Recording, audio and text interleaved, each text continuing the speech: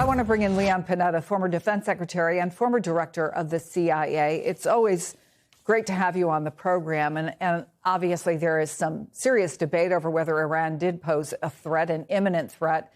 But ultimately, Donald Trump felt like they were going to strike. Is that a reason to get into a war? Well, Chris, as a former Secretary of Defense, I thought that my toughest responsibility was to deploy our men and women in uniform into harm's way. And that is a tough responsibility, even for the president. And when that happens, there does have to be a very clear objective. There has to be a clear strategy, and there has to be an end game. It cannot just depend on a gut feeling or on instinct. It really has to depend on intelligence, on careful planning, and on understanding what the consequences will be. That's the process that should take place, and that unfortunately doesn't take place in this White House. So we find ourselves with a widening conflict. I think it's 13 or 14 different countries now that have been impacted directly by this. The president obviously then would have been given an array of options from the Pentagon, from intelligence agencies before making that decision. But how do you look at plans now? How should plans be made moving forward? Well, again, there has to be a clear objective. What is it that the administration wants to achieve? The president's talked about regime change at one point. Others, like Secretary Hegseth, basically said, no, this isn't about regime change. Others talked about trying to protect against nuclear weapons, protecting against missiles. Others said that it was about Israel preparing to attack and trying to anticipate that in some way. Some said there was a preemptive strike possibility by Iran. We've heard, 8 or 10 versions of what the potential objective would be. It might not be a bad idea to at least agree in some way as to what is the objective here. We're going to be, as the president said, we're going to be bombing for the next 4 to 5 weeks. We're going to be exchanging missiles. We're going to be having airstrikes. And obviously, Iran is going to be impacting across the Middle East. We should, in the very least, know what is it that we're hoping at the end of 4 to 5 weeks. Is it to bring down the regime? Is it to weaken the regime?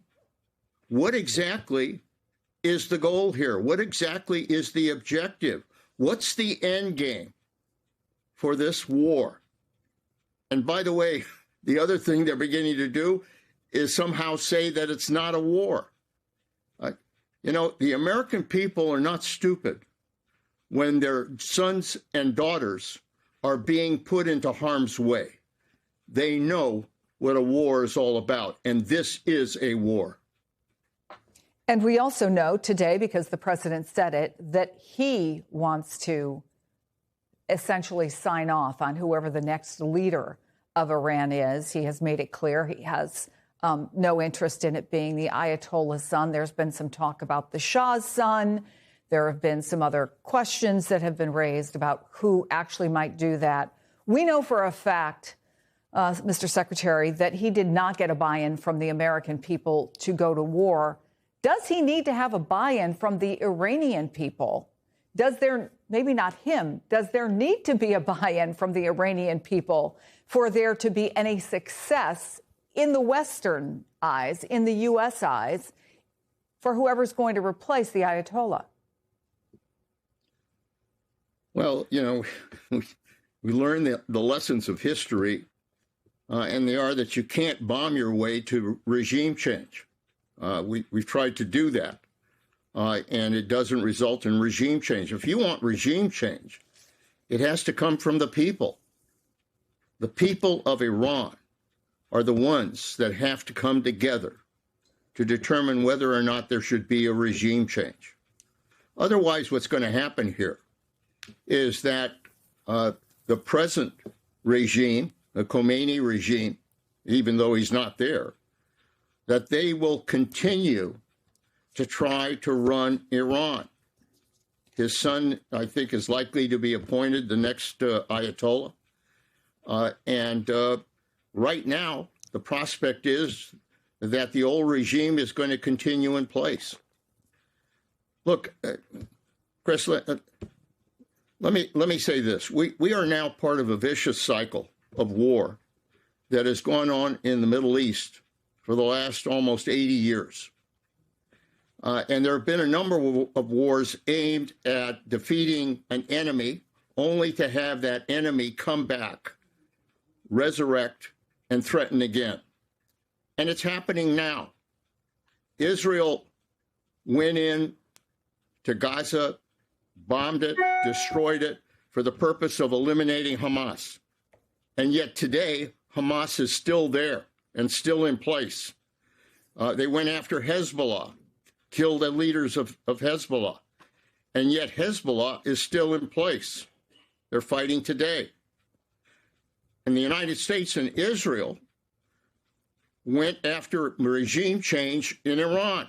They killed the supreme leader. And the likelihood is that that regime will continue to be in power.